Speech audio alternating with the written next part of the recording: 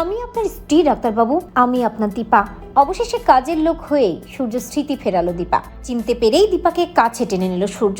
হ্যাঁ বন্ধুরা, আমরা এমনটাই দেখতে পাবো অনুরাগী ছোঁয়া ধারাবাহিকের আগামী পর্বগুলোতে। উর্মি এবং কুন্তলাকে বোকা বানিয়ে দীপা সেনগুপ্ত বাড়িতে নিজের কাজটা পাকাপাকি করে নেয়, আর এক্ষেত্রে পালকই তাকে সাহায্য করে। পালকের কথা কেউই ফেলতে পারে না, আর সূর্যকে দেখাশোনা করার জন্য দীপাকেই তারা রেখে দেয়। তবে কুন্তলার বেশ সন্দেহ হলে দীপা এমনভাবে নিজের মুখে মেকআপ করে রাখে যে নিজের মুখটা পুড়ে গেছে এমনটাই বুঝিয়ে দেয় দীপা সবাইকে, আর কেউ দীপাকে সন্দেহ করতে পারে না।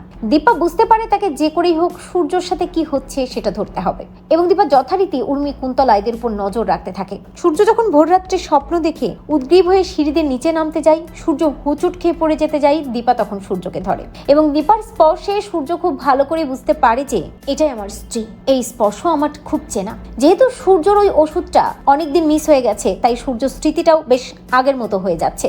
অনেক কিছুই আবছা আবছা হলেও সূর্যর মনে পড়ছে, আর দীপা সেটা খুব ভালো করে বুঝতে পারে। তবে দীপা নিজের পরিচয়টা সহজেই সূর্যকে দেয় না, বরং সূর্যকে বলে, চলুন ডাক্তারবাবু, আপনাকে আপনার ঘরে দিয়ে আসি। এই বলে সূর্যর হাত ধরে সূর্যের ঘরে নিয়ে যায় দীপা, এবং দীপা সূর্যর ব্যান্ডেজটা খুলে ভালো মতো সূর্যর ওই আঘাত পাওয়া জায়গাগুলো পরিষ্কার করে দেয় এবং সূর্যকে সুস্থ করে তুলতে থাকে। দীপা বুঝতে পারে যে সূর্য স্মৃতি ফেরাতে গেলে ঠিক আগের মতো, যেমনটা সূর্যর সাথে দীপার দিন কাটতো ঠিক আগের মতোই কিছু করতে হবে। তাই দীপা এমনভাবে সূর্যর সাথে মিশতে থাকে এবং এমন ব্যবহার করতে থাকে যাতে সূর্যের আরো অনেক কিছু মনে পড়ে, এবং এটাই যে দীপা তাও বুঝতে পারে।